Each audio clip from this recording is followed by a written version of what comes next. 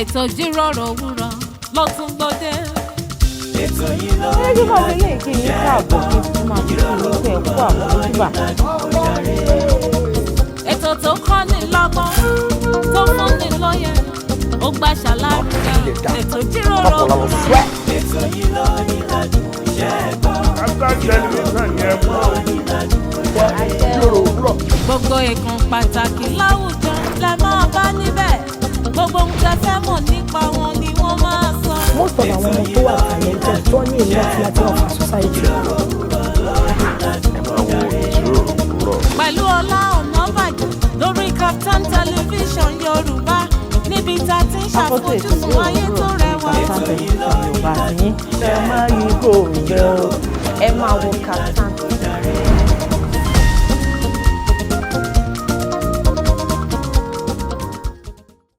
Kábíyèsí rẹ Olúwa ayérayé nínú ayérayé ògo nínú ògo bàbá mi Olúwa mi mo ní kábíyèsí rẹ Olúwa ọba tó fi mọ́lẹ̀ ṣaṣọ bora elétílùkárà bí ajere alápá ńlá oníwà mímọ́ oníwà funfun mo ní kábíyèsí rẹ Olúwa adàgbàmọ́ tẹ̀pá adàgbàmọ́ pààrọ̀ òye ajífọjọ́ gbogbo dára bí ègbin kábíyèsí rẹ Olúwa onílé wúrà onílé ọlá onílé ògo onílé ẹ̀yẹ mo wá kí ọ ni mo wá kí ọ ni mo ní n ó mọ̀ kí ọ ni lójoojúmọ́ ayé ṣáà máa tọ́jú mi lọ n ó mọ̀ gbé ọ̀gá ni ṣáà mọ̀ kẹ́mi n ó mọ̀ yìn ọ́ ni ṣáà mọ̀ fún mi ní jíjẹ n ó mọ̀ gbé fún ọ ni bàbá mi àgbàlagbà oyè mo ní kábíyèsí rẹ Olúwa ayérayé tó fi mọ́lẹ̀ ṣaṣọ bora. Kábíyèsí Olódùmarè bàbá tèmi tó fi mọ́lẹ̀ ṣaṣọ bora àríìró àlá ògbèjà oníjà kẹrù ogun oníjà ọwọ́ kẹ̀mbẹ̀rẹ̀ bíi ìjà síwájú ogun akẹ́yìn ogun ayé tèmi gbogbo èyí tẹ̀ wá ní mi mọ́ ti yín o mi ìmẹ́ tó ń síwájú ogun lọ́dọ̀ ti yín o mi ìmẹ́ tí ń kẹ́yìn lọ́dọ̀ ti yín o ṣùgbọ́n lọ́dọ̀ tèmi àwa má rí ìdí náà ni awúwo má ṣe é gbé bàbá mi tí jẹ́ èmi ni má sì ṣe bẹ̀rù wọn ló ní mọ̀jọ́ lọ òun sì ń bọ̀ òun bọ̀ lẹ́yìn mi kò sí wá bọ̀ lẹ́yìn mi nìkan ó dúró wájú ó dúró lẹ́gbẹ̀ẹ́ ó dúró lápá bí ó dúró ní ó tún wá ń gbé inú tèmi rí pé èmi nìkan náà lọ́lọ́run dá lọ́lá tó pọ̀ tó báyìí bàbá mi àgbàlagbà oyè lójoojúmọ́ ni ó mọ̀ kí ọ lójoojúmọ́ ni ó mọ̀ kí ọ lójoojúmọ́ ni ó mọ̀ ṣe ọ lọ́ba nítorí pé akáìka tó báyìí náà ni orí rẹ̀ nínú ayé mi gbogbo yín tí ẹ ti darapọ̀ mọ́ abẹ́ àkóso ohùn mi lóore ni ẹjẹ́ ìjọ máa gbé Elédùmarè ga kájọ máa yìn lógo kájọ máa ṣe lọ́ba nítorí ẹ̀ tí mo pé tí àwa bá ti dé sórí ètò Ìjíròrò Òwúrọ̀ báyìí àkọ́kọ́ yin Elédùmarè nítorí pé dídé wa lóore ni mọ̀ ṣe wa kọ́ agbára wa kọ́ àánú la rí gbà ẹ̀yin gan tẹ́ ẹ wà nílé tẹ́ ẹ lè wò mí tẹ́ ẹ lè jí lórí àkéte ibùsùn yín tẹ́ ẹ lè gbápá tẹ́ ẹ lè gbẹ́sẹ̀ àánú náà lẹ rí gbà bíi tèmi ń bì báyìí ẹ ṣe ọjọ́ kájọ gbójú ayọ̀ sókè kájọ máa kí Elédùmarè kí má fi yẹn náà kí yín kọ́ àwọn ojúmọ́ àkọ́tún ètò Ìjíròrò Òwúrọ̀ lọ́jọ́ tèmi lórí Startimes television Yorùbá tiyín orúkọ tèmi Ola Onabajo àyàn ló wá ṣe ńlá fún mi aláṣàkẹ́ tí ń gbọ̀ngàn tí ò kọ́ mọ̀ kí ló ń ṣẹlẹ̀ ọmọ yóò kọ́ bí wá mi lè bẹ́ẹ̀ dẹ̀rẹ́ mo ti ń kí yín pé ẹ̀kọ́ àmójúbà àkọ́tún ètò Ìjíròrò Òwúrọ̀ lọ́jọ́ tèmi àlejò mi náà wà ń kalẹ̀ àjọ̀dé sórí ètò ni àjọ̀dé gbogbo ọ̀rọ̀ mọ̀ràn tẹ́ máa gbọ́ lẹ́nu mi lénìí èmi àti àlejò mi náà lájọ máa sọ fún wa ṣùgbọ́n ká tó lọ gbọ́rọ̀ mọ̀ràn àlejò mi ẹ káàbọ̀ sórí ètò. ẹ káàbọ̀ ẹgbẹ́lẹ́ wọn ẹ kú ojúmọ́ ẹ kú òwúrọ̀ ṣe dáadáa lẹ dé dáadáa ni mà gbogbo lé ń kọ́ wà ẹ̀lẹ́ àwọn aráàlú ti rí ojú yín wọ́n sì rí pé ó gún régé rẹwà ẹ bá ń ṣàfihàn ara yín fún ara lé ní ráńpẹ́. My name is Tobiloba Akins. orúkọ yín ni Tobiloba Akins. Yes, Tobiloba Akins. àkíyèsí èbó níbí. Kaftan television Yorùbá lẹ wà lórí Startimes Channel 132 níbi tá a ti máa ń ṣe àfojúsùn ayé tó rẹwà Tobi Akins. Kí ni Akins yẹn? Akins, the full name is Akinwale Tobiloba. Orúkọ yín lè yún Akinwale Tobiloba. Ẹ̀yin lẹ sọ di Tobi Akins. Bóyá orúkọ ìnagijẹ táwọn èèyàn fi ń pè ní káàkiri. Kódà ọmọ bíbí ìlú wo lẹ ti Tobi Akins? Ọmọ Ọ̀yọ́ State. Ọ̀yọ́ State. Ọ̀yọ́ olódò ọba. Èyí nílẹ̀ ńlẹ̀ ń bí. Kódà tá a bá bọ́ sí agbami ètò àmọ́ sọ èyí tó pọ̀. Ọ̀rọ̀ kékeré tá a máa fi ṣe wá létí lórí ètò lóore ní. Ó náà ni màá pe àkórí ẹ̀ ní dúró sójú ìlà ẹ̀. Àwọn olóyìnbó á sọ pé day your lane. N tó dáa ni bó o bá kúkú dúró lójú ìlà tiẹ̀ gangan. Kó rọra máa má ṣì lọ títí tó fi débi ògo. Ṣé wá rí kí n pé àwa ọmọ òde ìwòyí kì í wù wá ká dúró sórí ìlà wa mọ́. Ó ti rí làmì tó wọ́wọ́ kọ̀wọ̀kọ̀ lápá bí wípé wo àwọn fine girls wà lórí ìlà yìí jẹ́ kí n lọ bá àwọn bẹ̀. Ìwọ ti rí làmì tó tún wà ń bí wípé ìgbà yẹn náà ti make ẹ̀ sìn ìwọ iṣẹ́ tíátà tàtẹ̀ ṣe kò tiẹ̀ pè wá ẹ ká lọ máa ṣàṣẹ àwọn tèmi ṣàṣẹ o. Day your lane. Nítorí pé consistency àti faradà àti sùúrù ó wúwo lọ́pọ̀lọpọ̀ nínú ayé ọmọ ẹ̀dá. Ọ̀pọ̀lọpọ̀ èèyàn ló jẹ́ pé ó ti fẹ́ẹ̀ dé èbúté yíyanjú tán lórí ìlà ẹ̀. Ó ti fẹ́ẹ̀ kọ́kàn bọ́ sínú ògo. Á dẹ̀ kúrò lórí ìlà yẹn. Á ṣẹ̀ṣẹ̀ wá lọ tò lẹ́yìn níbi ìlà míì. Àwọn èèyàn wọ́n máa wò pé kí ló ń ṣarákùnrin? A ní kò tí ì kàn mí láti jọ́ yìí. Yẹ kó ti gbé kinní wá. Ó yẹ kó ti kàn mí. Ó ṣe mú sùúrù. Bàbá wa tí pé èmi gan ló kàn lájọ́ ọjọ́ sí. Wọ́n máa mú sùúrù ni. Tí wọ́n fi fẹ́ pé ọmọ ọdún tí wọ́n pé òun kó tó kàn wọ́n. Ó túmọ̀ sí pé wọ́n dẹ̀ ń tẹraka ká fi bàbá wa náà ká fi wọ́n ṣe àpẹẹrẹ. Gbogbo nǹkan tó fẹ́ mú wọn kúrò lórí ìlà yẹn wọ́n ní kọjọ. Ó túmọ̀ sí pé gbogbo iṣẹ́ gbogbo atótónu tí mò ń sọ látàárọ̀ gbogbo iṣẹ́ tí wọ́n bá ti ń ṣe dúró síbẹ̀. Mo ṣojú kòkòrò tẹlòmíì. Ó pé wọ́n lo lórin ẹ̀mí. Ó pé wọ́n lo lórin hip hop. Ó tún pé wọ́n lo lórin onífújì. Mélòó ló fẹ́ ṣe pọ̀? Bó bá kúkú fẹ́ jó ṣàká. Bó bá kúkú fẹ́ jó ṣoko. Àwọn òwe mímọ́ gan sọ wọ́n ní kò ṣàká kò ṣoko. Báyìí náà la máa pọ̀ dànù. Ní gbogbo ibi tí a ti bára wa pátápátá ẹ jẹ́ ká máa dúró lórí ìlà wa. Mo lálejò lórí ètò mo ti sọ fún wa wípé àjọsọ ni. Bọ́dà mi bàbá ń sọ pé day your lane o. Day your lane o. Kí ló túmọ̀ sí lọ́dọ̀ tí yín láàrin bí ìṣẹ́jú kan sí méjì? Day your lane. Wà fèsì business ẹ̀. Máa wo tẹlòmí. Ẹ̀kọ́ tó bá ń ṣe ni kò focus ní. Ẹ ṣe kúkúrú gbòǹgbò làwọn fi sọ. Wọ́n ní day your lane ni. Má lọ nájú sí nǹkan tẹlòmí ń ṣe. Face your own business. Kílẹ̀ yìí máa ń rò pé ó máa ń kọ̀ sí ẹ̀ táwọn èèyàn fi máa ń lọ nájú káàkiri pé number one distraction. Èmi fẹ́ ṣe bí àwọn báwọn ọ̀rẹ́ mi ṣe ń ṣe. Èmi náà fẹ́ máa wa mọ́tò. Mo fẹ́ máa ṣe gbá mo fẹ́ máa ṣàwó. So àwọn máa tójú bọ̀ nǹkan tó yẹ kó tójú bọ̀. Àwọn nǹkan yẹn bẹ́ẹ̀ ó máa ń fà. Ẹ ṣé àlejò mi náà tí ń bá wa tó ṣu désàlẹ̀ kòkò.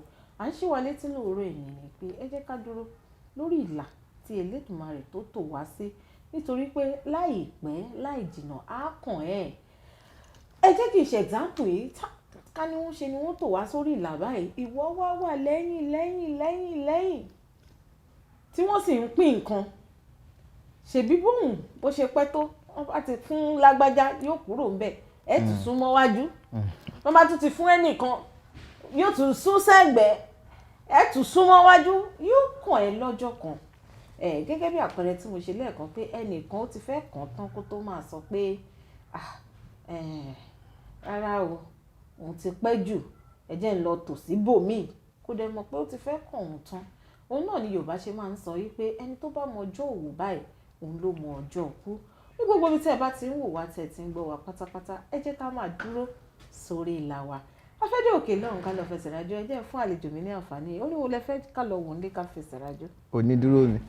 onídúró mi látọwọ́ aláṣeyọrí Adéyínká aláṣeyọrí ó dà àlejò wa ní ká lọ wo onídúró mi látọwọ́ Adéyínká aláṣeyọrí ká fẹsẹ̀ rájò lé tá bá padà dé a máa kún lágbàmì ètò pẹ̀lú àlejò mi lórí ètò lẹ́nu ẹ kú kalẹ̀ à ń padà bọ̀.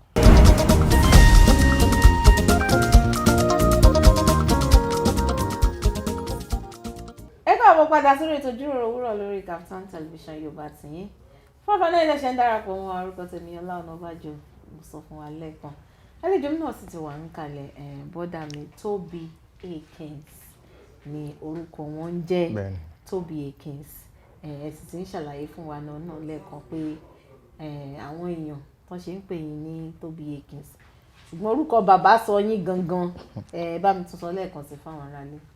Akinwale Tobiloba. Akinwale Tobiloba nílé ìtẹ́sọ fún wa pé ẹ wá láti Ọ̀yọ́ ìlú Ọ̀yọ́ bọ́dà mi àwọn ìwé gbolẹ̀ láǹfààní láti kà. Mo kà I'm a microbiologist mo kà ní university. University wo lẹ láǹfààní láti lọ? Moshood Abiola Polytechnic. Nílé ìwé àwọn onímọ̀ ẹ̀rọ Moshood Abiola ẹ̀ka microbiologist ok ó dà ẹ bá mi sọ irúfẹ́ gbogbo iṣẹ́ tẹ́ máa ń ṣe pátápátá fáwọn rẹ̀. I'm a microbiologist and presently I'm a teacher. Okay. Presently I'm a teacher. Kí lẹ̀ ń kọ́? Biology. Mo kọ́ biology. Okay. Mo kọ́ biology, mo kọ́ chemistry, mo kọ́ physics. Okay. Gbogbo science subject. Mathematics. Science subject. Iṣẹ́ mi wo lẹ tún ṣe lẹ́yìn iṣẹ́ teacher? No. I'm a graphic designer also. Okay. Graphic designer. So I'm into graphic designer, banners, and all that. Okay. And I'm also a musician. Ṣàǹgbò ni gbà mo ní iṣẹ́ mi ìwò lọ tún sí tẹ́ẹ̀tì ìrántí sọ fún wa pé olórin ẹ̀mí níyìn Olórin àṣírí yín bí tẹ́ẹ̀tì ṣe iṣẹ́ àmì àti iṣẹ́ ìyanu la ṣe fìwé péyìn wípé kẹ́ ẹ wá sórí Kaftan television Yorùbá náà o kẹ́ ẹ wá sọ fún wa bí gbogbo ẹ̀ ṣe ń lọ bó ṣe dòun o ó dà ẹ ṣe iṣẹ́ tíṣà ẹ ń ṣe iṣẹ́ graphic designer ẹ tún jẹ́ olórin ẹ̀mí. olórin bẹ́ẹ̀ ni. Tẹ́tí wà nídìí iṣẹ́ orin ẹ̀mí ẹ jẹ́ á bẹ̀rẹ̀ láti ìdí iṣẹ́ orin ẹ̀mí ó ti tó bí ọdún mẹ́wàá. tó gbà mo wà ní 6 years old àti kékeré. Kí ló yẹn ṣe ṣẹlẹ̀? àti kékeré gbà mo wà ní church Mountain of Fire MFM. So nígbà yẹn but normal mi ò ṣe nǹkan tó máa like mi ò ní mo máa ń jókòó. So wọ́n wá sọ fún mi pé Tobi o ṣe láìpẹ́ every time tó bá ti wá church wọ́n máa jókòó wá ṣiṣẹ́ fún Ọlọ́run. Láago lọ́mọdún mẹ́fà. Lọ́mọdún mẹ́fà. Nítorí nígbà yẹn àwọn ọmọ church wa yẹn wọ́n máa kọrin àwọn èèyàn dẹ̀ máa like Tobi wọ́n náà wá join choir gbà yẹn wọ́n bẹ̀rẹ̀ sí ní wá lọ fún rehearsal we join from there. Ìgbà wo lẹ wá mú lọ́kùnkúndùn àti ẹ̀gbọ́n pé ọbí àtọ̀ ọmọdún mẹ́fà lẹ ti ń kọ́ kí ló fẹ́ yín ní ṣé torí ẹjọ́ nǹkan àyà lẹ ṣe wò pé àti ọmọdún mẹ́fà lẹ ti bẹ̀rẹ̀ iṣẹ́ orin àbí ẹ ti bẹ̀rẹ̀ sí ní ṣe ribiribi láti ọmọdún mẹ́fà yẹn. Àgbà ọmọdún mẹ́fà yẹn mo ti ń ṣe ribiribi kí ni àwọn ribiribi tẹ́ ṣe ń gbà yẹn ta lè rí tọ́ka sí pé òkè ẹ ṣe báyìí ẹ ṣe báyìí. ilé tí bá wà nílé kò máa ṣàdé máa kọrin kò máa kọrin mo máa compose orin gan kò máa compose oríṣiríṣi orin àwọn kan nígbà yẹn mo máa ní mo like Mike Abdul mo máa ń gbọ́ orin ẹ̀ gan gbà yẹn mo máa ń gbọ́ orin Mike Abdul gbà yẹn mo like orin ẹ̀ gan mo máa ń gbọ́ mo máa fi máa jó mo máa kọrin fújì àwọn kan bẹ́ẹ̀ yẹn ọmọ yìí ó dẹ̀ ń waste talent yẹ kó wá join choir èmi dẹ̀ rí I'm from a Christian background pastor ni dáàdi mi so mi ò lè kọ hip hop àwọn nǹkan bẹ́ẹ̀ so mi ní láti lọ kọ gospel so wọ́n á mú mi lọ church ní join choir. ṣé bí Mike Abdul tó ń kọ gospel náà ṣe bí hip hop ló ń kọ. hip hop gospel. ok yín mi pé ẹ lè kọ hip hop. àwọn tí hip hop gospel so ó ń kọ fújì gbogbo ẹ̀ ló ń kọ so from there inspiration orin ẹ̀ wá inspire mi so from there step by step mo bẹ̀rẹ̀ sí kọrin then that will do I think 9 years or 10 years 10 years bẹ̀rẹ̀ sí lọ programs. ẹ bẹ̀rẹ̀ sí ní gba program. mo bẹ̀rẹ̀ sí ní gba program. báwo lẹ ṣe bẹ̀rẹ̀ sí ní gbà kí ló ṣe ṣẹlẹ̀. ó ní church kan tí mo lọ church yẹn àwọn láìkì minister ọba gbé mi lọ Foursquare camp mo lọ Foursquare camp from there it's a big place so from there mo bẹ̀rẹ̀ the Foursquare camp so from there it's a big place. ta ló pè yín lọ síbẹ̀ ní ọmọ ọdún mẹ́sàn-án. máa kọ by pastor kùnà mi ti gbàgbé orúkọ pásẹ yẹn. ṣé wọ́n rí yín nìkan ni. branch ni church yẹn so it's a Foursquare branch church so all transfer mi lọ sí Foursquare camp so mo bá lọ minister mbẹ from there mo bẹ̀rẹ̀ sí gba invite mo bẹ̀rẹ̀ sí gba invite so from there from church to church mo bẹ̀rẹ̀ sí invite me so from there through that process I still went to music school. ní gbogbo àárín yẹn náà. mo lọ music school àti mo fi máa ń play guitar nígbà yẹn mo play guitar so ìgbà mo wá lọ school ẹ mọ̀ pé you have to focus on one thing. bẹ́ẹ̀ni. mo ní láti focus lórí ìwé mo drop ìwé so mo wá drop music aspect for some while wá dọ́bẹ̀ kí n fún ẹ̀jẹ̀ kan kàwé díẹ̀. ẹ̀kọ́ rèé fún gbogbo wa tá a wà ní àsìkò tẹ̀dẹ̀ ń sọ yẹn rèé owó àti máa wọlé díẹ̀díẹ̀ náà nídìí iṣẹ́ orin o. díẹ̀díẹ̀ but gbogbo àyẹn náà yẹn pé God bless you ló pọ̀ jù God bless you ló pọ̀ jù kó ṣàánú wa pẹ̀lú ọ̀rọ̀ God bless you. we are still coming up náà ni. ó dà tí ẹ wá mú iṣẹ́ orin yìí professionally tẹ́ mú lọ́kùnkúndùn ọdún mélòó sẹ́yìn la lè pè yẹn. Let me say last 4 years. ọdún bíi 4 sẹ́yìn kí ni àwọn àpẹẹrẹ tẹ rí tẹ fi wò pé jẹ́ kí n mú iṣẹ́ orin lọ́kùnkúndùn ó tó mi jókòó tì. Actually mi ò kàn yí pé mo fi music as pé mo fẹ́ fi máa jẹun or anything. Èmi believe pé tó bá níṣẹ́ èmi tó ń ṣe ó ṣe pàtàkì. bẹ́ẹ̀ ṣe ń ṣe tíṣà mo ń ṣe tíṣà tí mo ń ṣe bẹ́ẹ̀ tó ṣe graphic designer oríṣiríṣi. wọ́n bá tún ní jìtá wà ń bí kó tó gbé ó yá tún jẹ́ music director ni it's a problem. ó tún yá. So bẹ́ẹ̀. Ṣùgbọ́n nígbà tí ẹ fi wá mú iṣẹ́ orin lọ́kùnkúndùn kí ni àwọn nǹkan tó ṣẹlẹ̀ ká ti wá pòkè àmọ̀ yín sí gbajúgbajà olórin ẹ̀mí kí ni àwọn nǹkan tó ṣẹlẹ̀ tẹ́ fi mú iṣẹ́ orin yẹn ní ọ̀kúnkúndùn ní bí 4 years ago. àwọn tó ṣẹlẹ̀ not really sha but wọ́n tí mo ṣe lè sọ ni pé and tẹ́ bá wà ní music yìí tẹ́ bá wà ní music àwọn èèyàn máa mọ̀ yín. Popularity is there. Fame. Lábẹ́lábẹ́ ẹni yìí òun lè léyìí òun kọrin. So wọ́n dẹ̀ máa ń fún mi àwọn parents máa ń fún mi ní go ahead a máa sọ mi pé o gbọ́dọ̀, a máa support mi through prayers and everything. Our own mic do léyìí. So through prayers and everything, a máa sọ pé Tóbi o, má fi iṣẹ́ orin yìí sílẹ̀ o, continue.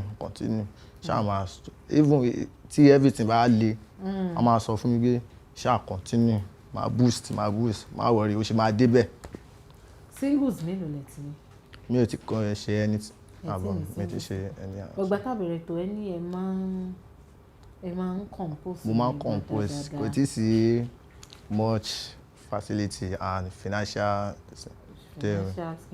Ó dà ẹ jágbóhùn yín náà ní ṣètẹ òde ẹ bá wa kí gbogbo àwọn aráalé kú ìjókòó pẹ̀lú ohun orin yín ká tó tẹ̀síwájú náà ọ̀rọ̀ tá a fẹ́ sọ. Pẹ̀lú ẹ kúlé everybody. Kí n kọrin àbí kí n kọrin? Ẹ gbóhùn yín ẹ kọrin fún wa. Kí n kọrin, okay. Ẹ kúlé everybody, wọ́n ti gbọ́ ẹ kúlé yín látàárọ̀. Ẹ kọrin fún wa ní fún mi. Bó jẹ́ ènìyàn ló dúró ni wọ́n á ti máa sọ̀rọ̀. Bó jẹ́ ènìyàn ló dúró ni wọ́n á ti sá lọ. Bó jẹ́ ènìyàn ló dúró ni wọ́n á ti máa ṣègbègún. Onídúró mi ẹ ṣeun o. Mo ríre gbà, ó ṣe mí lóore. Mo ríre gbà, mo ríre gbà, ó ṣe mí lóore. Mo ríre gbà. Ṣomore.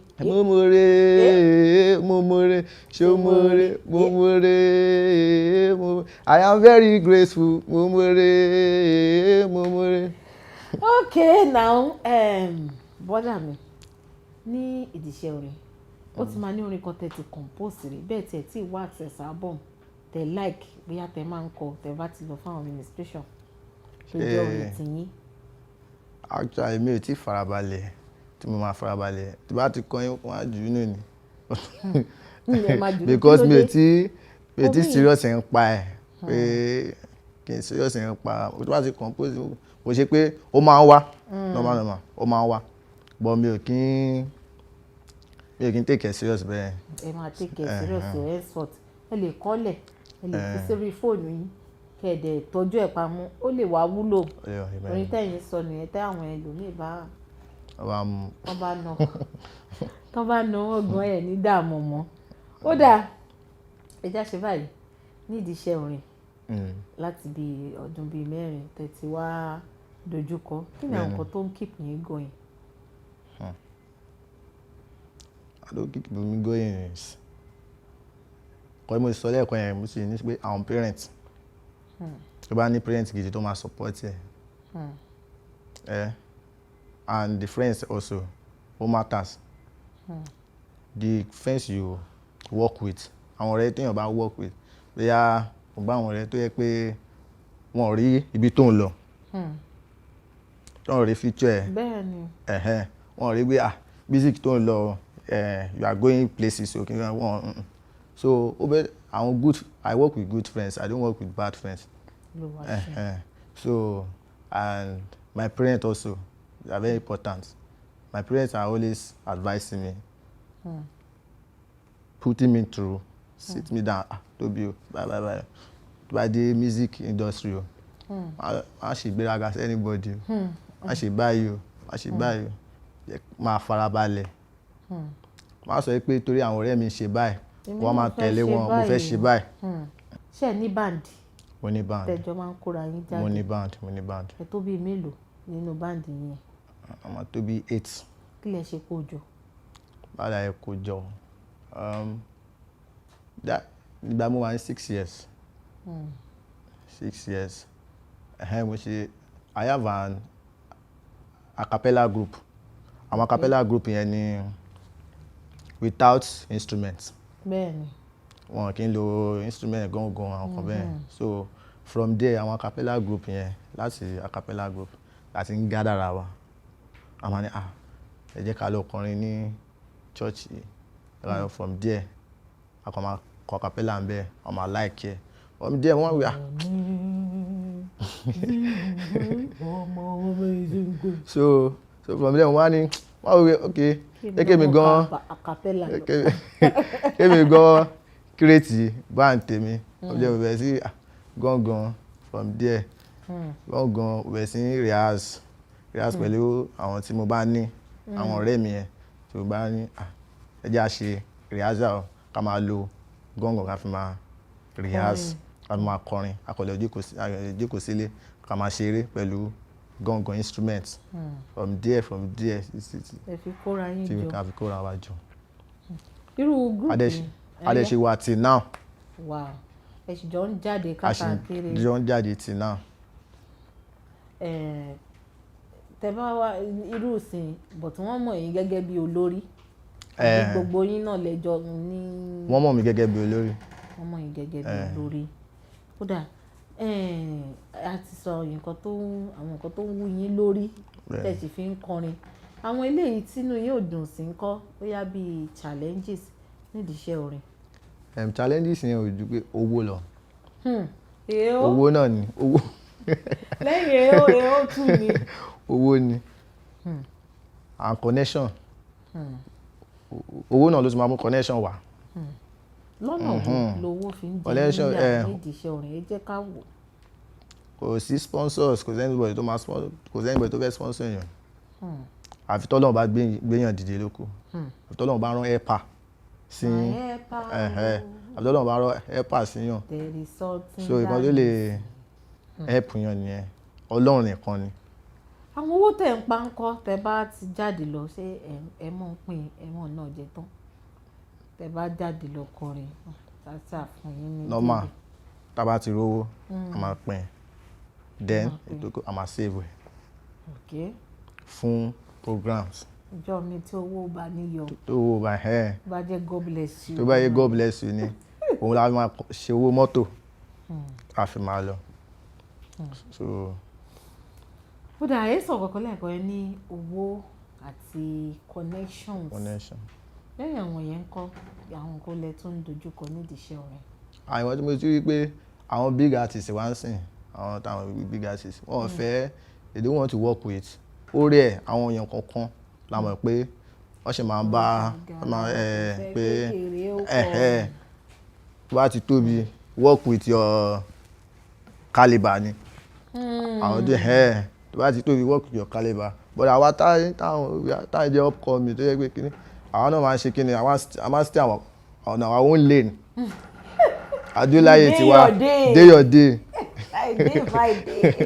day your day ni àfi tọ́lọ́run wá help ẹ pé èèyàn kan wá rí ẹ níbi tó ti minister wọ́n big artist bí big artist wọ́n kọ́ wá wùlẹ̀ ìgbọ́n wọn ṣe kàn ẹ́ ó yá máa bọ̀ jẹ́ àmẹ́ńtọ̀ ẹ̀ jẹ́ àgbọ́wọ́lé ẹ lórí ó dá ẹjẹ̀ ń bèrè lè ẹ ní àwọn big artist wọn really fẹ́ kí lẹ́yìn wá rò pé ó ń fà.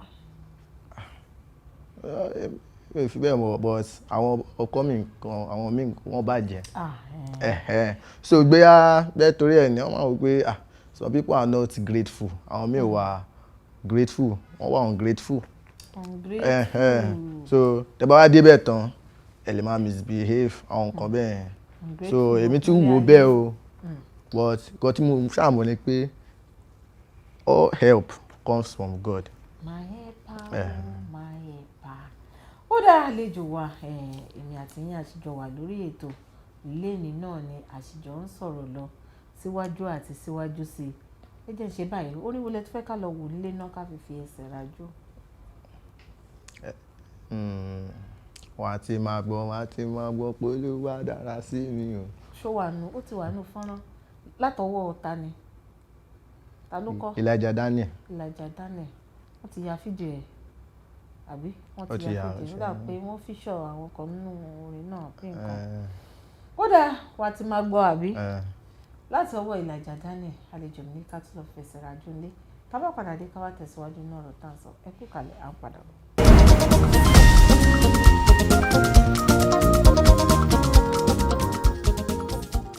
ẹ káàbọ̀ padà sórí ètò Ijiroro Owuro lórí Startimes television Yorùbá tẹ̀yìn ó ga jù lórí rẹ̀ ní èmi àti àlejò mi náà lájọ́ fi ọ̀rọ̀ la fi ń jomi tòrò ọ̀rọ̀ nínú ilé àgùdọ̀ wa bí báyìí wọ́n ṣe wá kalẹ̀ wọ́n ṣe wà ní dìbí bọ́dà mi ẹ kú kalẹ̀ lórí ètò ǹlẹ́ sà à ń sọ̀rọ̀ lọ nípa iṣẹ́ orin lọ́dọ̀ tìyín kí ni ẹ ṣe ń gbìyànjú láti máa improve ara yín when it comes to music? When it comes to music, tó bá fẹ́ good ní music, wá ṣe rehearsal. More rehearsals. Rehearsal upon rehearsal, rehearsal upon rehearsal, and ó dẹ̀ máa ka ọ̀rọ̀ Ọlọ́run. Ọ̀rọ̀ Ọlọ́run ṣe pàtàkì. Ọ̀rọ̀ Ọlọ́run bí mo bá gbọ́ ìlú. As a gospel minister, tó yẹ pé gospel ni tó yẹ pé another word nísìnyí. Tó bá fẹ́ ka ọ̀rọ̀ Ọlọ́run kò bọ́ sí fún ẹ. But as a gospel minister, ó ní láti máa ka ọ̀rọ̀ Ọlọ́run. Ó dẹ̀ máa ṣe rehearsal. Rehearsal tẹnu mọ́ yìí. Kí lẹ ṣe rò pé ó rọrùn àbí personal rehearsal nìkan lẹ ń sọ? One personal rehearsal. One personal rehearsal. Personal rehearsal ó ṣe kókó. Personal rehearsal. O lè jí láàárọ̀ sí kò rán rí ìfàrọ̀nsì kò kọrin. Tó bá ti kọrin tó bá ń ṣe rehearsal nìyẹn. Títí àwọn ọmọ ẹgbẹ́ tó kù wà ńkọ́? Àwọn ọmọ ẹgbẹ́ ìyẹn ni general rehearsal. Orí kò sí bẹ́ẹ̀ yàn ṣe personal rehearsal kó jiná tán fúnra rẹ̀. Tí àwọn ọmọ ẹgbẹ́ bá dé bó bá gbà bí tí àwọn ọmọ ẹgbẹ́ bá gbà bí gbogbo ẹ̀ ó padà já sí bákan náà. Tó bá ṣe personal rehearsal wàá ṣe general ni tàwọn band. Ẹ máa lọ church ẹ máa lọ ṣe rehearsal níbẹ̀ pẹ̀lú instrument pẹ̀lú sound. Àwọn tí wọ́n bá ní àǹfààní ṣọ́ọ̀ṣì ńkọ́ tí bàbá wọn ò ṣe pásítọ̀. Ok ṣé àwọn náà lè instrument tó bá ní ni nígbà ayé àtijọ́ tó sí àwọn máìkì tó sí gbogbo àwọn kan a máa gbé agolo gbogbo ẹ̀ náà fi máa ààrẹ náà ni gángan wọn bó jẹ́ ẹ̀jẹ̀ àṣà create beat máa lọ ààrẹ máa jó. Bẹ́ẹ̀ni èrò sí ìgbà tọ́jú bá ti wọra tán gbogbo ẹ̀ tí ń lọ nìyẹn. Bẹ́ẹ̀ kí lẹ́yìn rí sọ sí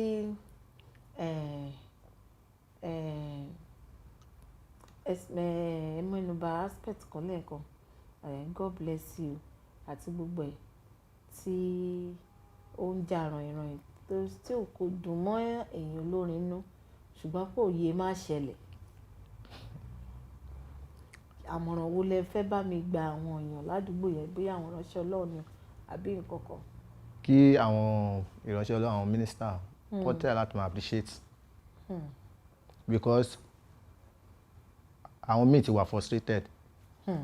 Àwọn míì ò tó yẹ pé wọ́n ti wà frustrated wọ́n ní kò sí iye gbà. Ìgbà tó yẹ pé tá a bá lọ síbẹ̀ ṣíkòkò abeg ṣíkòkò wọn ní. Ṣíkòkò. But èmi náà tún máa advice àwọn musicians pé sọ àwọn upcoming máa advice wọn pé kó máa dúró ti jẹ́ ká jẹun through music. Ẹ ṣiṣẹ́ hard work ó ṣe kókó. Má rí láì pé tí n bá ti lọ show kò fẹ́ dún títí bá ti ní show ni o bá ti ní show ìgbà yẹn ní time tá a wà yìí ebi ó pa mọ́nàmọ́ná. So tó o bá ṣiṣẹ́ mi mọ̀ bóyá fẹ́ boost music ẹ̀ o. Bẹ́ẹ̀ni. O ń dúró de pastor. This time tá a wà yìí má dúró de pastor. Táìmù tá a wà yìí pásítọ̀ báyẹn kó fún ẹ ní 1,000 bíi mélòó kan yóò tún dínkù. Ó tún máa dínkù tẹ bá jọba gain pé báyìí 50k ni o ìgbà tẹ bá débẹ̀ kankan báyìí tẹ bá kọ́ rí church yẹn gan first of all ẹ ti fún yín discouragement náà pásítọ̀ kan wọ́n wá ka envelope yẹn báyìí 20 naira mi. Ọlọ́run àánú yóò dẹ̀ ní ṣe mí wọ́n ti gbé eléyìí lọ́wọ́. Ẹ̀dẹ̀ nílé ìjà lójú wọn ẹ ti lọ. Ẹ máa ní àkókò yes ma yes sir yes sir ti lọ ẹni ẹ wọ́n á débẹ̀ máa rí ẹ̀lẹ́ 5k mbẹ́ ilẹ̀ máa lè ṣe tó o bá ṣiṣẹ́ lọ́wọ́ tó o pìpì ara ẹ̀ tó o lọ program o pìpì ara ẹ̀. Sáwọn ọmọ ẹgbẹ́ wa ní ìfẹsẹ̀ rìn. Ṣé wọ́n ní ìfẹsẹ̀ rìn? Àwọn míì dẹ̀rẹ̀ àwọn ẹgbẹ́ mi wọn ráyè wá ṣé o sọ fún wọn tó wá ní pé òun kó bá nìbọn ni wàá pìpì ara ẹni pìpì ara ẹni ìgbà tó ti mọ̀ pé kò ṣọ́ fún ẹ so irú èmi nísìn mo máa ń pìpì ara mi ni bẹ́ẹ̀ o ní láti ṣiṣẹ́. ṣiṣẹ́ bíi mẹ́fà ṣiṣẹ́ tíṣà ṣe graphic designer mo mọ̀ pé àwọn míì ò tún wà tẹ́ ẹ̀ tí ì sọ fún wa tẹ́ ẹ̀ sí. àṣìṣe ni tó bá ṣiṣẹ́ wọn gbé owó yìí wọ́n á máa support ministry so pẹ̀lú ìtọ́ tí wọ́n fún ẹ níta gbogbo ẹ̀ jẹ́ ẹ̀ papọ̀. gbogbo ẹ̀ á lè dòdìdì ẹ ṣe mo ní ẹ fẹ́ sọ nǹkan kan. ibi ògùn Bible gan ni pé God will bless the work of our hands. bẹ́ẹ̀ni iṣẹ́ ọwọ́ wa ló máa bless so tá a bá ṣiṣẹ́ báwo lọ́lọ́run ṣe fẹ́ bless iṣẹ́ ọwọ́ wa. for where kí lọ́lọ́run fẹ́ bless nígbà tí Ọlọ́run fẹ́ bá Mósè sọ̀rọ̀ the other time ó béèrè lọ́wọ́ ẹ̀ ní ó ní kí ló wà lọ́wọ́ ẹ̀ kí ló mú dání because ó nílò láti kọ́kọ́ rí nǹkan lọ́wọ́ ẹ̀ kó tó fi ìbùkún kó tó fi sí. ẹ ṣeun bọ́dà mi ó kò wọ́pọ̀ láti rí ọ̀dọ́ bíi tiyín báyẹn tí wọ́n dẹ̀ ní àròjinlẹ̀ bá ti máa ń sọ fún gbogbo àwọn olórin pátápátá wípé ká tún wá iṣẹ́ míì ṣe lẹ́yìn iṣẹ́ orin tá à ń ṣe yàtọ̀ sí ìwọ tọ́lọ́run bá sọ pé ibẹ̀ nìkan náà ni kó jókòó sí tọ́lọ́run bá sọ bẹ́ẹ̀ fún ẹ ó dẹ̀ máa ti níbi tó máa ti gbé ẹ dé nídìí iṣẹ́ yẹn bọ́dà mi nídìí iṣẹ́ orin àwọn wo lẹ aláfojúsùn yẹn lẹ́ ń wò gẹ́gẹ́ bí àwòkọ́ṣe àbí mẹ́ńtọ̀. mẹ́ńtọ̀ a máa sọ pé tó bá máa ní mẹ́ńtọ̀ tó yẹ pé o mọ̀ pé àkọ́mọ àwọn míì máa ní kíní kan látọ̀kan ní mẹ́ńtọ̀ tó o mọ̀ Psalm 100 J-praise mẹ́ńtọ̀ mi so mẹ́ńtọ̀ tó o bá mọ̀ tó yẹ pé wọ́n mú ẹ̀ kò ṣe pé wàá dárúkọ èèyàn kan tó yẹ pé kò mọ̀ ẹ̀ kò máa ń rí lórí. òwà tó wù ní kọ́lọ́fín wọn gan-an ò mọ̀ so ó dẹ̀ ń pè wọ́n ní mẹ́ńtọ̀ torí wọ́n gbogbo ayé ti ń sá tẹ̀lé wọn. bẹ́ẹ̀ni. ó dáa apá àbí tẹ̀yìn tún gbàyọ yẹn náà tún dáa ṣùgbọ́n àwọn olè ti wò bóyá bí àwọn àgbà olórin tó fún yín ní zero pé èmi náà ṣorin yìí tẹ̀ ti wò síwájú kátẹ̀ máa sọ pé kè mẹ́ńtọ̀ mọ́ àwọn tẹ̀ ń wò pé àwọn ilé yìí. àwọn tí mò ń wò tó yẹ pé tí mo mọ̀ pé mo fi máa fúnra mi ní encouragement àwọn náà ni Psalm 100 J-praise. àwọn náà ni. nígbà dé tá a bẹ̀rẹ̀ ètò lẹ́ẹ̀kan ẹ ní pé ẹ máa ń gbórin bọ́dà mi Michael do dáadáa ẹ tú gbogbo ẹ̀ bẹ́yẹn ṣé ẹ wò wọ́n bí àwòkọ́ṣe. àwọn tí yẹn mú kọ akọ máa ń gbọ́ wọn ni àti ìpàdé wọn. tí ìpàdé wọn mo ti rí kíní tiyín báyìí nísìn bìlíìfù tiyín wípé nǹkan tó o bá fẹ́ pè ní mẹ́ńtọ̀ ó gbọ́dọ̀ ní impact nínú ayé ẹ̀ kò sí ìgbà tó bá lè sọ pé gbogbo ayé kìíní kan. tó yẹ pé wọ́n popular kan ní eléyìí ni mẹ́ńtọ̀ mi kò máa rí lórí Facebook Instagram àwọn kan bẹ́ẹ̀ kó máa follow wọn. wọ́n ò dẹ̀ mọ́ ẹ. ẹ ṣe ìbéèrè lè lọ́wọ́ yín náà ṣé ẹ̀yin ò tí wàá bẹ̀rẹ̀ sí ní máa ṣe àwọn sacrifice of kìíní kan praise of kìíní kan of praise ọlọ́dọọdún táwọn olórin ẹ̀mí máa ń ṣe. mo máa ń ṣe concert yearly concert eternal life concert. eternal life kí ni inspiration tó wà behind the eternal life. eternal life ni pé àwọn tó yẹ pé àwọn tí sóòlù wọn ti sọnù àwọn sinner àwọn tí èṣù ti ń jẹ yà so when Jesus comes into their life everything might change. bẹ́ẹ̀ni bẹ́ẹ̀ni. nígbà tọ́lọ́run bá dé lọ́gán tí ó dé ó dáa àwọn irúfẹ́ àwọn èèyàn wo lẹ̀ ń jọ máa ń ṣe kọ́sàtì. bí Ṣadé Ọdẹ́túndé Ṣadé Ọdẹ́túndé Psalm 100 J-praise. táwọn tẹjọ fẹ́ ṣe tọdún yìí ni ṣe ti ṣe tọdún yìí ni. àti ṣe tọdún yìí this month ni. wà nínú oṣù táwa yìí. ní oṣù yìí on the 27th. ìyá inú wa dùn láti gbọ́ Ọlọ́run á ṣe ní ìrọ̀rùn ó yá ẹ̀ ń sọ àwọn tẹjọ fẹ́ kópa lọ́dún yìí. so Ṣadé Ọdẹ́túndé Sam 100, J Praise, Omotola Sax, Elizabeth Abdul, pẹ̀lú bẹ́ẹ̀ bẹ́ẹ̀ lọ bẹ́ẹ̀. Àti bẹ́ẹ̀ bẹ́ẹ̀ lọ. Ọlọ́run àṣẹ rọrùn. Bí mélòó lẹ ti ṣe sẹ́yìn? This is the 3rd edition. Wow. Ẹ jẹ́ n béèrè kọ́nsáàtì yín yìí. Kí ni àwọn nǹkan bóyá alákọ̀ọ́kọ́ tẹ́ kọ́kọ́ ṣe? Kí ni àwọn feedback tẹ́ rí? The first one, Ọlọ́run really help because èmi dẹ̀ mo jẹ́ èèyàn kan tó yẹ pé mo máa ń bá àwọn èèyàn ṣeré ládùúgbò. Tóbi ń ṣe program ọmọ wa first edition ó wà awesome. Ṣé èrò wá pọ̀ tó bẹ́ẹ̀ ṣe ní lọ́kàn? Wọ́n pọ̀ gan-an, èrò wa wọ́n wá support. Èrò wa so everybody there were blessed, so many testimonies also. Healing lóríṣiríṣi. Ṣé ẹlẹ́ẹ̀kejì náà bẹ́ẹ̀? Ẹlẹ́ẹ̀kejì bẹ́ẹ̀ ni the same thing bó ṣe ń lọ nìyẹn. Ẹlẹ́ẹ̀kẹta yìí kí ni àwọn nǹkan tẹ́ tó wá fẹ́ ṣe tó máa tún yàtọ̀ sí àwọn ètò tí ń ṣe bọ̀ sẹ́yìn? This time around a fẹ́ kó jẹ́ in a bigger way. So Ọlọ́run fúnra rẹ̀ ó lè tún rìn dáadáa nínú bigger way, bigger form. Yes. Ọlọ́run á rìn. Ẹ bá mi sọ nǹkan kan, ẹ bá mi tan ìmọ́lẹ̀ síta bá pé ká yin Ọlọ́run, kí ló túmọ̀ sí lọ́dọ̀ tiyín? Ká yin Ọlọ́run, òun ni inú Ọlọ́run máa ń dùn sí jù. Even ní Bible, King David lọ́lọ́run like jù as ó take as man after his own heart. Because of what? Nítorí bó ṣe máa ń yin òun.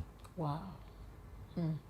So ó tún máa advice àwọn èèyàn pé kó máa yin torí pé àwọn ní problem tí mo ní bó ṣe yin Ọlọ́run pé àbí torí pé pastor mi ní pé kí n yin Ọlọ́run. Pastor mi ní kí n yin Ọlọ́run. Torí pastor mi ní kí n yin Ọlọ́run bó ṣe yin Ọlọ́run. Ìyẹn ò ṣe o. Ìyẹn ò ṣe. But yin tó bá jí láàárọ̀ kó yin fún nǹkan tó tún máa ṣe. Yin Olúwa. Yin síwájú pé bá délé ìwòsàn ó mọ ọ̀rọ̀ ẹ̀tọ́ pé Ọlọ́run sì máa ṣe iṣẹ́ ìyanu. Má yí pé torí pé àrùn jẹjẹ àrò olùwà ìtọ́ ìlànà yìnyín o. Yìn even gan pẹ̀lú problem tó ní yìn Ọlọ́run máa solve ẹ̀. Yìn ó gbéga, yìn Ọlọ́run ọba ògo, yìn ó gbéga. Ó dáa bọ́dà mi ẹ̀ ń sọ kọ̀ọ̀kan lẹ́ẹ̀kan ní ẹ̀ tó ń ṣiṣẹ́ graphic designer àti ẹ̀mọ̀ pé lọ ka microbiology níléèwé ṣe bára yín ní ìṣe tíṣà kí lẹ ṣe tó sáré bára yín ní ìṣe graphic designer níṣẹ́jú kan ká máa fi yẹn náà dágbére lórí ètò ilé. Gbogbo ìgbà tí a fi ń ṣe jamajama ọ̀zù and struggle gbà yẹn before that to wọ school graphics ìgbà yẹn mo ti lọ kọ́ graphics designer so from there ìgbà mo ti rí more knowledge mo ti ní more knowledge no graphics so till now a ṣe ń ṣe graphic designer. Ẹ̀dẹ̀ ń ṣe dáadáa ó dẹ̀ rọra ń pawó wọlé ní apá kan. Ó dáa ẹ bá ń gba àwọn ọ̀dọ́ bíi tìyín báyìí ní àmọ̀ràn kékeré kan àwọn ọ̀dọ́ pé kọ́ ní sùúrù gragra ò ṣe and hard work ṣiṣẹ́ sùúrù lérè ṣiṣẹ́ ẹbí náà sọ ó ní Ọlọ́run máa bless iṣẹ́ ọwọ́ èèyàn ṣiṣẹ́ má ṣe pé má jókòó ti music ṣiṣẹ́ tí music bá wá ẹ ṣe tí ò bá dẹ̀ wá ṣiṣẹ́ ẹ ṣe kó tó di pé ẹ máa lọ wà desperate àlejò mi ló sọ bẹ́ẹ̀ wọ́n ní kó tó di pé ẹ máa lọ wà desperate ẹ máa tètè lọ máa tójú bọ̀ nǹkan tí ò yẹ kẹ́ ẹ tójú bọ̀ ẹ̀yin obìnrin ẹ̀ṣẹ̀ máa lọ máa ṣe dáàdì àwa náà wọ́n rí nǹkan ibi tó ti ń ṣe báyìí ẹ ti gbàgbé pé èèyàn ni dádì spirit ló ń lì fún nú dádì ẹnu àwòká ọjọ́ iwájú ò bàjẹ́ èèyàn láì gan dúró kẹ tó mọ nǹkan tó ṣẹlẹ̀ àwa kọrin fún 8 Sunday ṣùgbọ́n ṣé ọ̀nà tọ́lọ́run ni kò gbà kọ́ ló ń gbà kọ́ yẹn tó bá dẹ̀ kúkú ti ní iṣẹ́ lọ́wọ́ kò ní sí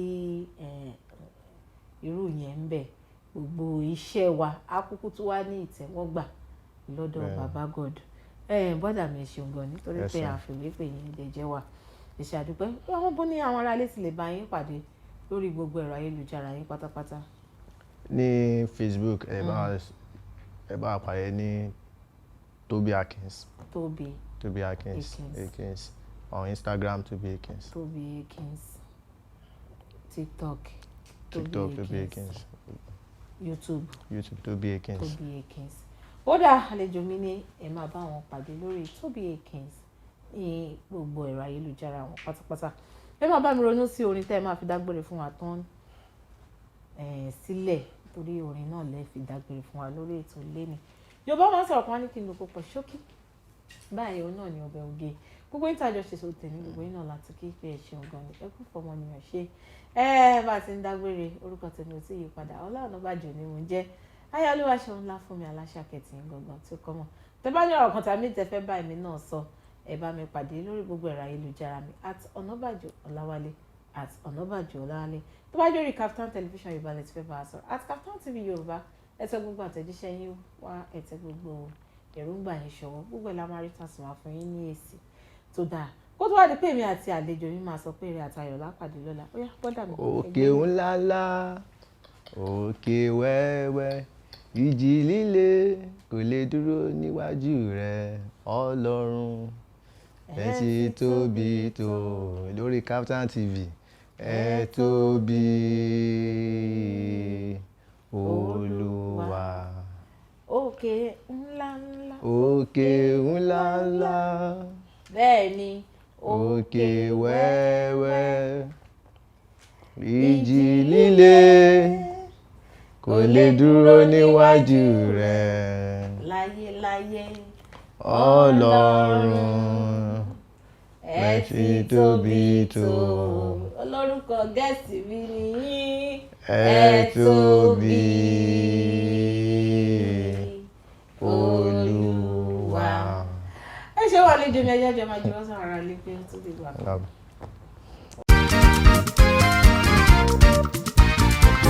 Ètò Ijiroro Owuro ló tún gbòde. Ètò yìí ló ń yọ ilé ìkíni káàbọ̀ kí n máa fi ìlú ẹ̀ kú àmójúbà. Ètò tó kọ́ ni lọ́gbọ́n tó fún ni lóye ó gbà ṣàlàyé. Ètò Ijiroro Owuro. Ètò yìí ló ní ìlàjú ṣẹ́gbọ́n. Gbogbo ìkan pàtàkì láwùjọ la máa bá níbẹ̀. Gbogbo ohun tẹ́ fẹ́ mọ̀ nípa wọn ni wọ́n máa sọ. Most of àwọn ọmọ tó wà talented tó ní ìlú àti ọ̀fà society. Pẹ̀lú Ola Onabajo lórí Kaftan television Yorùbá níbi tá a ti ń ṣàfojúsùn ayé tó rẹwà. Kaftan television Yorùbá ti yín. Ẹ máa yí kò ń bẹ́ ọ. Ẹ máa wo Kaftan.